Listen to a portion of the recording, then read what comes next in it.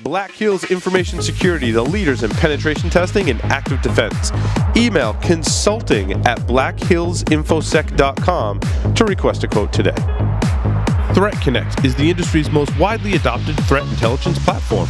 Built to unite the people, processes, and technologies across your security team, your organization, and your entire ecosystem of partners. Threat Connect's threat intelligence platform enables your team to collaborate, analyze, and make sense of threat data all in one place. Empower your team towards fast and efficient analysis that leads to decisive action. Transform your entire threat detection and response program today. Claim your free account at threatconnect.com/securityweekly. Welcome back, everyone, to Security Weekly. In lieu of a technical kind of segment that I actually had some prepared. It's interesting. So look forward to, there will be more technical segments. This will be just kind of an introduction, but I do have this wonderful device from Pony Express, which we'll be talking about. So look for more on that. And then I also built a new firewall for home. We'll talk about the progression of technical segments about that. The first one is like all the hardware that I put into it and how much it cost and all that stuff. So stay tuned for that. I did two of those not too long ago. So what was the total cost of your build, out of curiosity? Around $500? Less. Yeah. Less. If you got like $500 you want to spend on a system, you can get something pretty nice now. And quite honestly, I really didn't need much. It's a fanless Celeron with enough memory, and the entire pfSense runs off of USB thumb drive on the board internal to the case. And a fanless case with power supply. I think I was under $160. Wow. I did a quad-core i5 for around $500. Yeah, I didn't do that which much. Is pretty... Mine's a celery. That's pretty good. You have gig connection, Paul? Yeah, I have two Intel gigabit cards in there, all for about $541.71 or something. I went cheap because I had to build two of them. What's your internet connection? At home, it's like the same here in the studio, 70 meg down, 30 meg up. It's overkill, I know. just a little. Yeah, that's what I'm thinking, because right now I have 40 megs down, I think, and 4 up, and I'm still running with a very old Alex box that's 200 megahertz with 156 megs of RAM. But at that rate, you can get away with it. Yeah. Says Joff, the networking expert. Oh well, I'm running like 50 down, 30 up, and I'm running on a 1.6 gig Atom as the gateway. Yeah, you guys will all upgrade. After you hear my tech segment, you guys are all going to upgrade. Oh, man. Joining us today, you got some time to budget, though. You got some time to budget. Joining us today, Rick Farina, who's the Director of Research for Pony Express. Rick, welcome back to the show. Hey, guys. Great to be here. Rick, as you know, has been on the show before, has been a friend of the show for quite some time. You were like the first ShmooCon that we were at. Rick was there, and we have very fond memories. And I think Rick was like one of our initial supporters and listeners and IRC participants. He even tried to invite us to a party with lemons. Something like that. Yeah, something like that. Well, I mean, you came, Larry. Paul couldn't make it. That's what she said. Wow. Are we allowed to be non-PG at this point, Paul? I just want to check in. PG-13 is the general rule of thumb that I go with. PG-13, okay. PG-13. So NC-17 then? Yeah, yes, that's how you would interpret that, Rick. Yes. Okay, just checking. So, Rick, tell us about this Pwn Pad 4. This is the latest edition of the Pony Express Pwn Pad. It's a brand new tablet which is based on the Nexus 9. It's a Nexus 9 essentially, right? Yes. Okay. So what is it is Nexus 9 is the platform now? Yes. Because the 7 no longer exists. Correct. Got it. And the 9 is a quad core? Is it a quad core? Dragon? Yeah, they're pretty beastly. This device is the latest in a stream of we're trying to make this fast and sexy.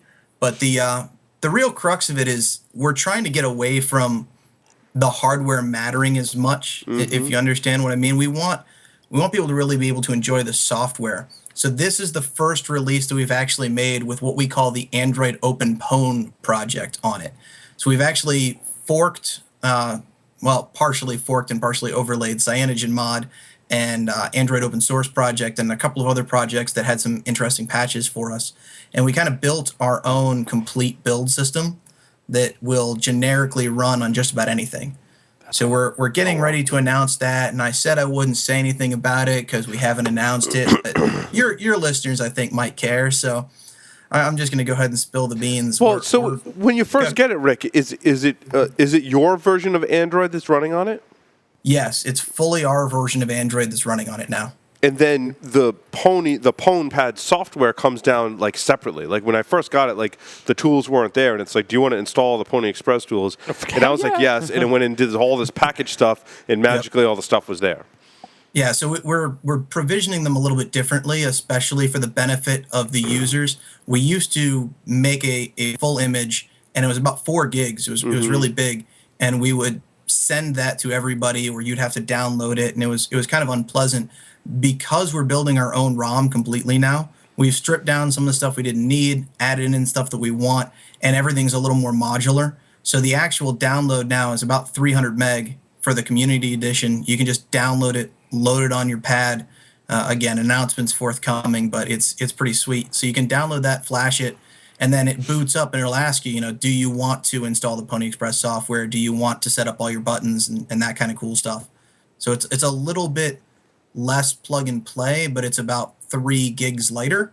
So it's a little bit easier to do. Nice. Very nice. So other than being a faster tablet, what are some of the advantages of the Pwn Pad 4? So the Pwn Pad 4, mostly by virtue of just plain... He did say Skype was crashing and stuff on his system, didn't he? Yeah, I did. Hey, can we cut to the pictures? We have pictures of the Pwn Pad 4. Hey, at least it's not me this week. Well, I mean, it looks like a Google Nexus 9 tablet, which is cool. I was actually eyeing those tablets anyway, and then they sent us this one, and I was like, ooh.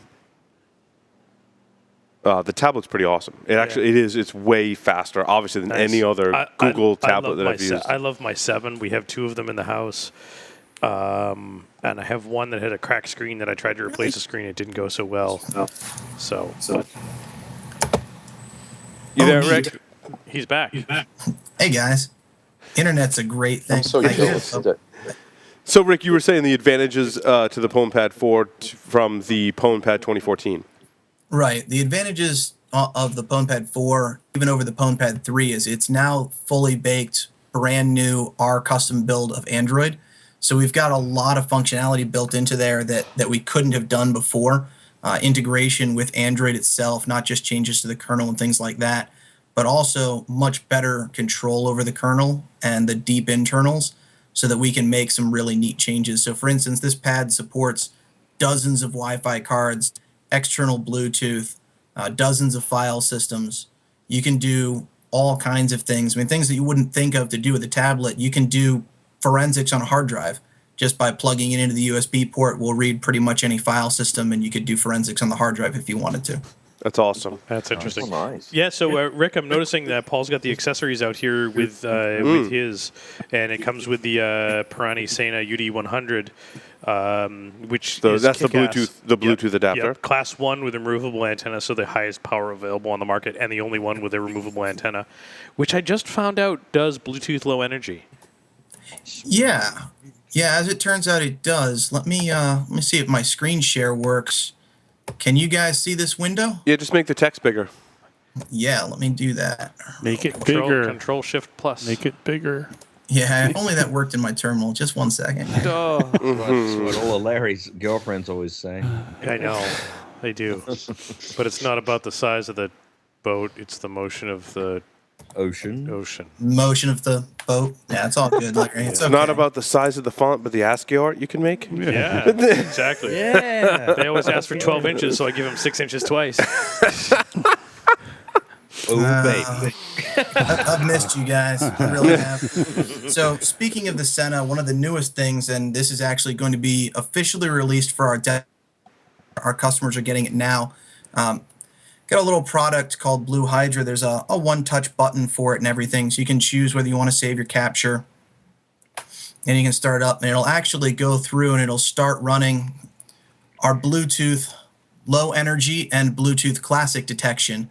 So here are some devices in my airspace, and you can actually see. So there's DTV Bluetooth. That's my television is on. Apple. That's my friend who's sitting here's cell phone.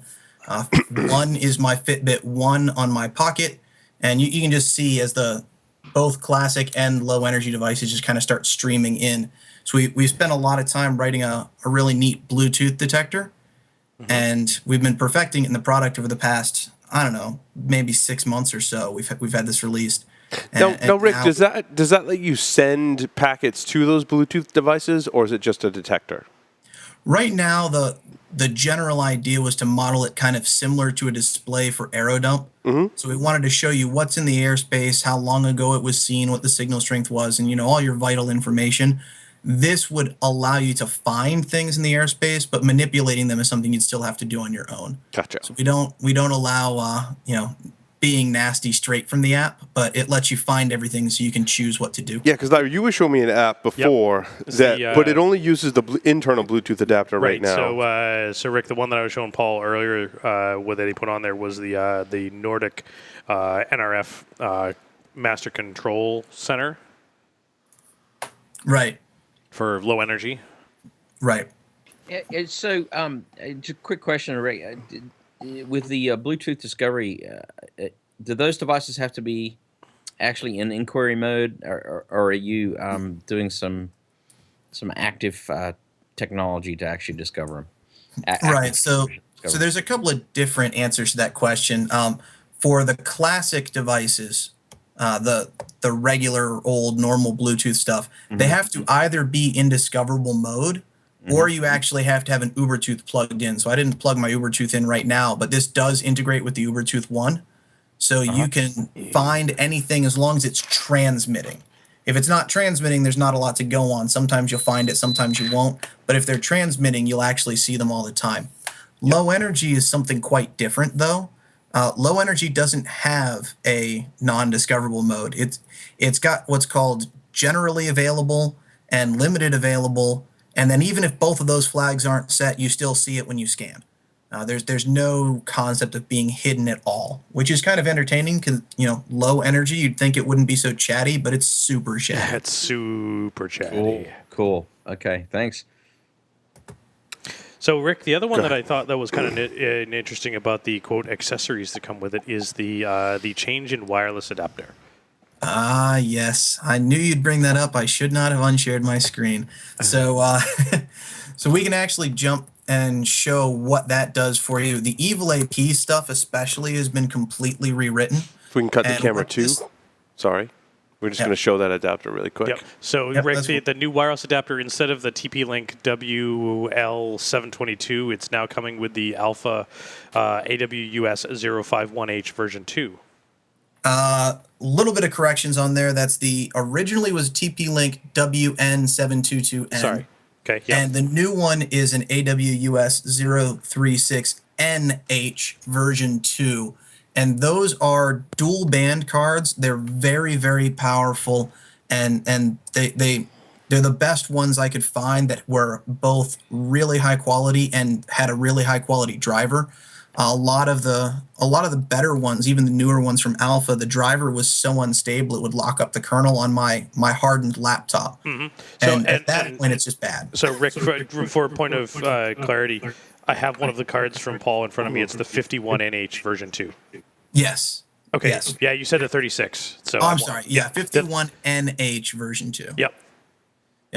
So this is the Evil AP script from the One Touch button. Now you can enter in your SSID name, choose what you use for a backhaul, and it will allow you to set up any old channel. The old devices only allowed the older channel. They only allow the 2.4 gigahertz channels, but the new ones actually give you a full display that gives you all of the channels. So let me switch cards here real quick. I will show you what that looks like. And Rick, you can drop a 4G SIM in it and provide internet when you're doing Evil AP, correct? Correct. That's awesome. Yeah, so they're regular Android tablets. So what you can do is you can actually get whatever functionality that the Android tablet gives you, and you can use that for the device. So there's a selector that I'll be right back to in just a second that lets you choose what your uplink's going to be. And you can use that information. So like here, it's offering me an F0 because I have a USB Ethernet to make sure that this demo doesn't lag, internal Wi-Fi for uplink, 4G connection for uplink, or no uplink at all. And it's color-coded to tell you which ones work and which ones don't work. So we're going to use the F0 because that one works. We can pick a public wireless, and then here's the 5 gigahertz card. And it's actually going through and checking what channels the hardware supports and then offering you those channels. So we can pick whichever channel we want. I'm not very nice to my neighbors. I normally pick channel 9. Yeah, sure. Let's go ahead and have them connect to everything. It'll automatically roll your MAC address and your host name. And now, instead of running Airbase NG, which is what we were building this off of, we're actually using host APD WPE Wireless Pwnage Edition. The Kali guys added it to their repo. And so this is the actual software that regular access points use, like a Linux-powered access point. So it's much more robust. It's not a monitor mode atrocity like Airbase. Airbase has some great features, and it's really nice to have, but the stability, the speed at which you can have a user connected is so much better from, real access point software. I love host APD-WPE.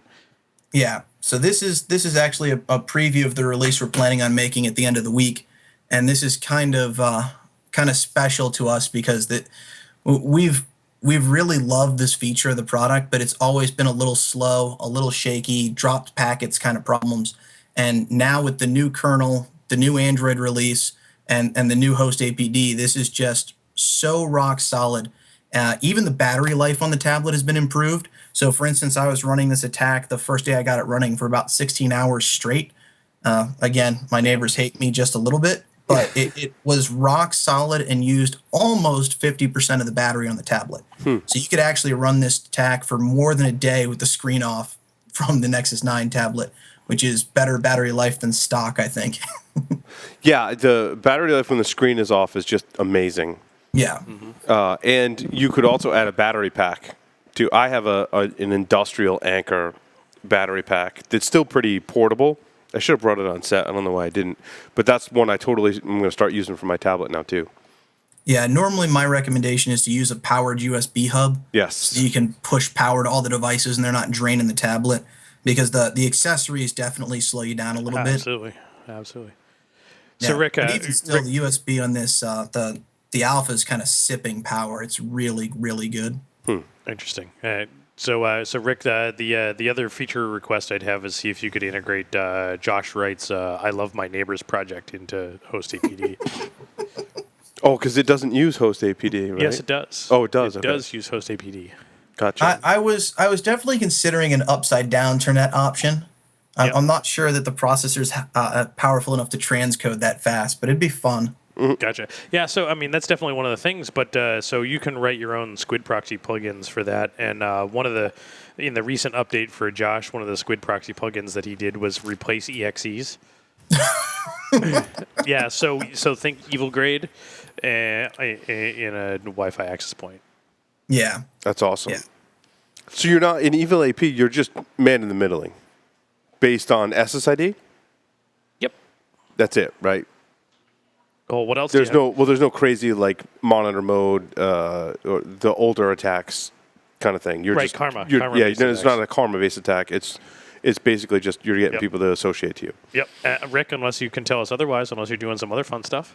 Well, you can always run the Karma attack. So like that script I just showed has an option to put it in Karma mode or not. So it'll respond to just the SSID you set for a limited engagement, or it'll respond to everything you want it to, and that's well, of course. But will devices still probe and succumb to the Karma attack still to this day? Absolutely. Yes, they will. That's what we saw on my screen. They're a little bit choosier than they used to be. So it was very, very common to see a device probe for a secured network that it had saved and then connect even though it wasn't secured. Yep. That doesn't happen very much anymore. Yep. Apple was really big on that one for a very long time. I think with iOS 8 it was. They stopped doing that, which is great because there's 9 point something out right now. So most people aren't vulnerable to that kind of attack anymore. But if you've ever connected an encrypted access point, which shocker, most of the world has, it'll just connect right up, no problem. Yeah, Rick, and you Wi-Fi. you cut out for a half a second there, and you said unencrypted access point, so an open access point. Right. If you've connected to an open access point, if it's in your preferred network list, or if you have an Apple product, it forces ATT Wi-Fi into your preferred network list. Actually, I heard not anymore. But that ATT Wi-Fi was coming off of 2 different Apple devices sitting on this desk, and yeah, now there to me. Now the question is older device upgraded and or moved from other device or something of the like. My understanding was that if you go to the Apple Store, whichever. If you go to the Apple Store, it doesn't. But if you go to AT&T, it does. But I found that hard to believe. Interesting. In that I know Apple was not allowing the carriers to add their own extra crap, so I don't know. Yeah, what if you restored? Like, exactly. I don't know. I haven't done it on iOS in a little while, but with Android, I copy my settings from my old device to my new one, which is going to carry over any of those settings. Yeah, but I also heard there was differences between where you purchased the phone from, which Interesting. I heard was totally against that. But the real problem with Apple devices is they still don't allow you to remove things from your preferred network list ad hoc. Unless it exists. You can't just go in there and remove them. Yep. Android allows that. Windows and iOS and Mac OS proper allow that, but iOS just doesn't. So the only way to remove them is actually to start a karma attack on yourself, let your phone or whatever automatically connect, and then you can say, forget this network. Yep. Oh, I see. The irony. Protect yourself from the karma attack is to run one against yourself every now and again to make sure. That's interesting. All the more reason to buy a Pwn Pad 4 from Pony Express. Right? Absolutely. Exactly. Subtle. Subtle product placement here on Security And of Week. course, another reason to do it is because of the new conversion to host APD WPE, because you can do all sorts of fun stuff with that, including updating the config to push that to do EPGTC with PAP. What? To do what So now? change your EAP type Okay. from PEEP, and it will potentially dumb down. It'll dumb down to PEEP? It will dumb down to EPGTC. Oh. Apple GTC, yeah. Yep. Nice. And because Apple products just work. Because when you connect to a wireless network with and need to do an EAP type, it doesn't ask you what EAP type you want. It negotiates with the access point as to which ones are available. How can that go wrong? Yep, it can't. And it doesn't tell you what it selected. It just says, hey, give me your username and password. It's kind of like how that little lock icon in the corner of your web browser tells you that you're completely secure. Yeah, or the It one. doesn't matter if it's evilhackerdomain.com or whatever that signed the cert. Yep. Or the other one of the little lock picture icon on the checkout kiosk with the card swipe at the grocery store, because clearly, if anyone can download an image of a lock icon, then it's secure. Yeah, exactly. I always love the SSL strip talk from Moxie, where he said, a lot of people, they're really going to miss their lock icon, so I just added it to the fave icons. Right, I was just going to say the fave icon block. Yes, that's brilliant. This must, yeah. And I will say that your guest showed his high and tight back on the screen, and I think I recognize that particular high and tight. So, well, you probably recognize that along with his Bluetooth name from his phone, but he's decided to stay off camera for some reason. Well, tell him I said hello. Yeah, he gives a great foot rub, though. I gotta say. Oh man, I heard that's not all he gives. That's great. Whoa. PG-13. So, Rick, in terms of tools that come with the Pony Express operating system or suite of tools, are there new ones that you've added? So everything's been kind of rewritten. This release is again debuting the Android Open Pwn platform, and part of that switch was a switch from using a Kali base, a Kali 1 base, to a Kali rolling base. Mm-hmm. So we're actually on the latest version of all their tools. All their distribution stuff is completely updated. So that gave us access to a bunch of new tools, a bunch of updated tools, things that just weren't there or were there but semi-functional, like the Ubertooth tools in the older Kali releases. Quite some time ago, mind you, but the older Kali releases were not very good. And they've since updated, and everything is so much better now. So you can run all the Ubertooth tools on there, and since we've got a nice up-to-date Android on here too, you can also run all the Android tools, which has always been my favorite part of this platform design. You've got the power of Linux and the custom kernel and all that good stuff, but the actual Android apps are really incredible. So you can do things like RF Analyzer. There's a product in the Google Play Store where you can just download it for free called RF Analyzer, and you can plug in your Hack RF or your RTL SDR and do full spectrum monitoring. You can actually, I was testing this out and I was using it at a concert, and I captured all of the wireless mics from both stages and was kind of doing my own mix of the audio from the tablet. That's awesome.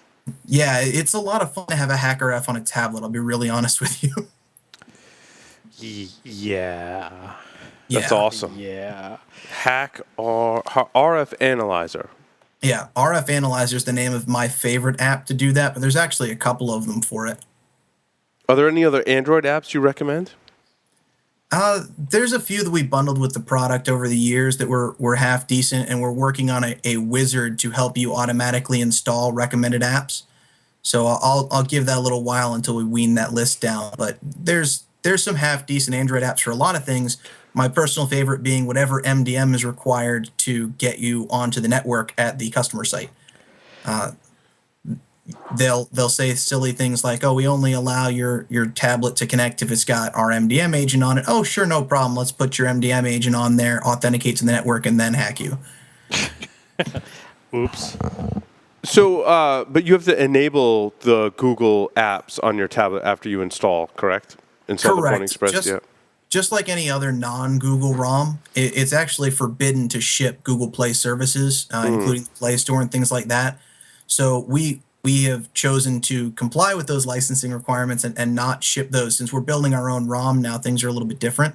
Gotcha. So we do ship a full ROM. It's fully functional, but niceties like the hacker keyboard and things you get from the Play Store, you just need to go to the Add Services button, and you can actually add those onto the device.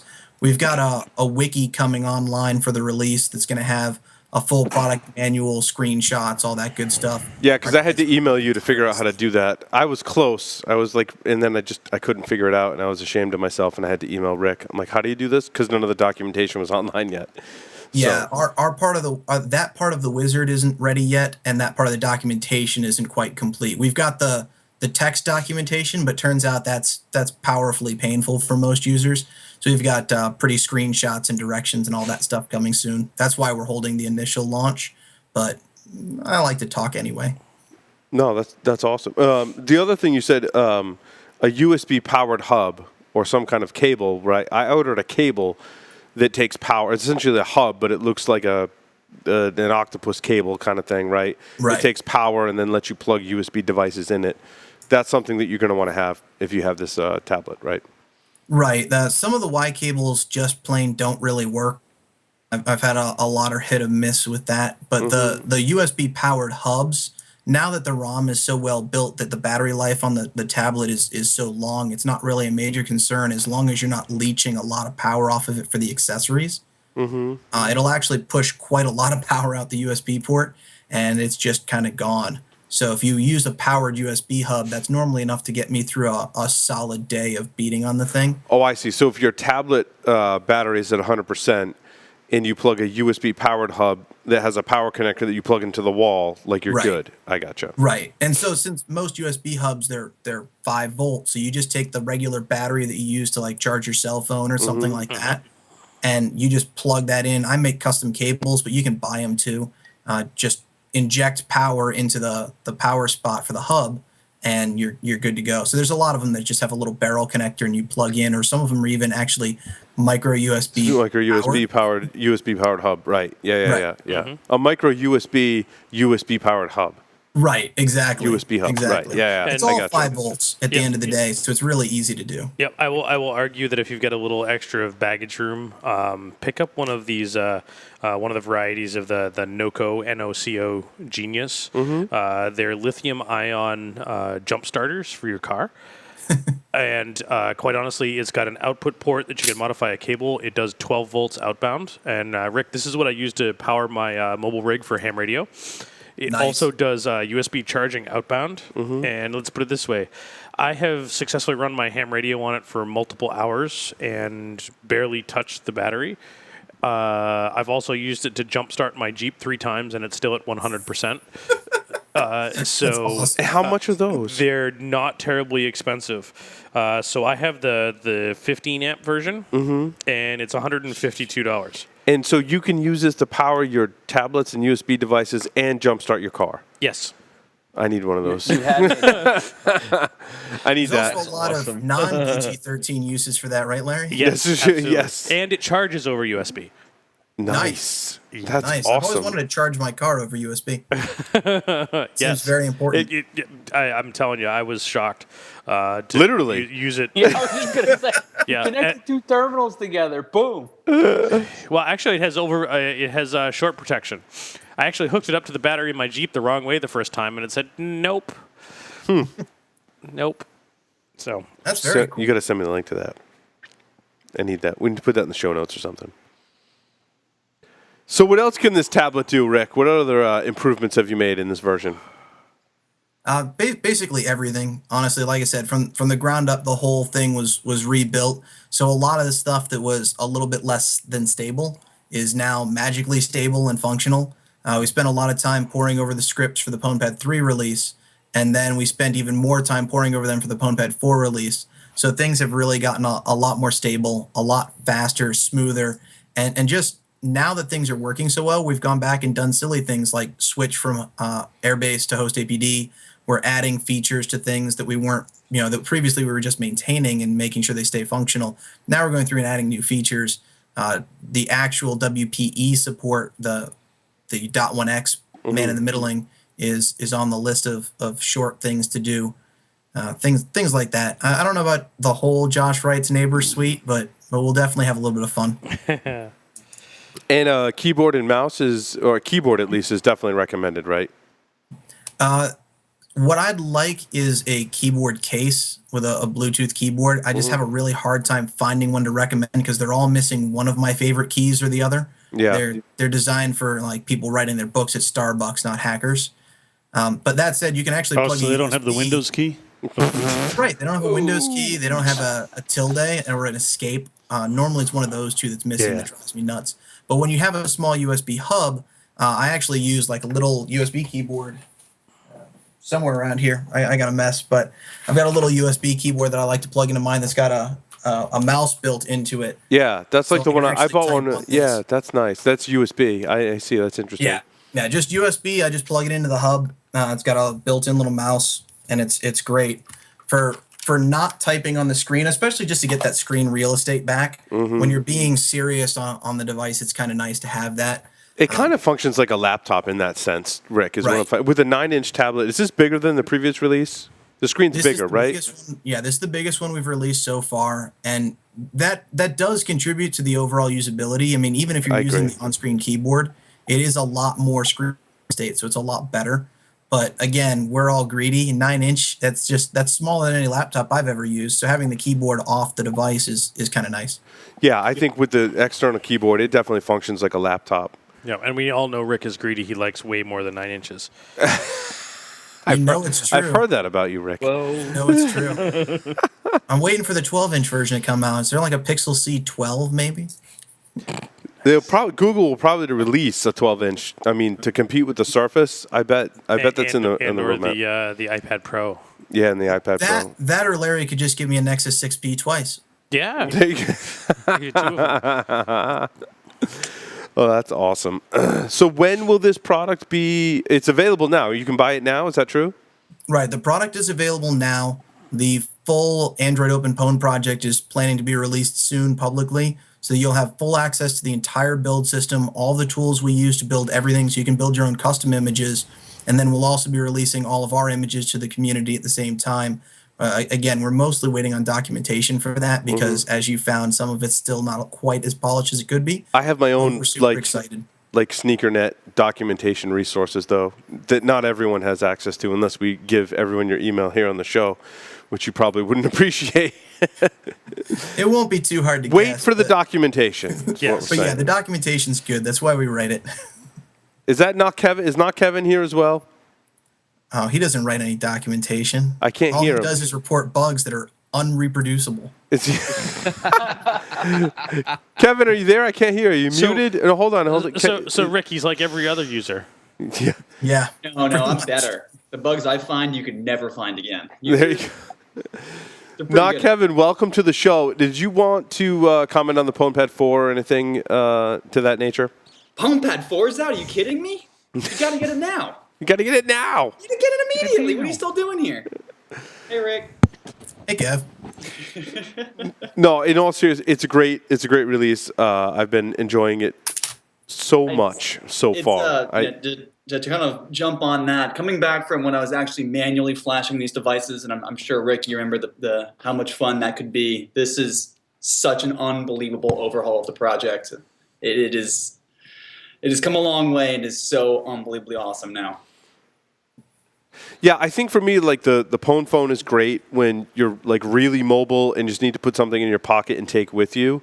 For me, this is almost like a laptop. I mean, not almost. I mean, it is like a laptop replacement for me, where I can have my tools all configured. I don't have to worry about recompiling 8 million times and use it on the tablet platform. I like that a lot. Yeah, for a lot of functions, it's very equivalent to a laptop, except a lot lighter weight and stealthier. So, I mean, all of the fingerprinting and footprinting tools are kind of just built in with one-touch applications with little buttons you press, and it gives you a couple of prompts that you answer. Do I want to record this? Do I want to save this over here? Do I want to run a karma attack or not? And then it just kind of goes, and it does its thing, and you can clean up the logs later. There's a little dump logs to USB button as well. Yeah, and the nice part is because the Nexus 9 doesn't have a micro SD slot in it, what the Google, with this release, you can put any kind of USB device you want on it. So, right, exactly. And it's very convenient to have those kinds of things, and it really replaces a lot of your quick work. A lot of the stuff that's just time consuming that you have to get set up, that you have to leave running for a little while. You just kind of kick that stuff off and then go check on your other thing and then come back to this. It's nice and streamlined in that way, and that's really helpful when you're trying to start an engagement. So now to get a data plan for it, can you go to AT&T, for example, like a major carrier, and say I just want a SIM card for it? Oh yeah, totally. They're an unlocked GSM device. So any kind of GSM network, you can just grab, T-Mobile, AT&T, whoever. I got you. Just say I want to add a tablet to my plan. I need a nano SIM in this case, and they'll sell you a SIM card at most for $10. Normally they're free, and then you just pay for your plan.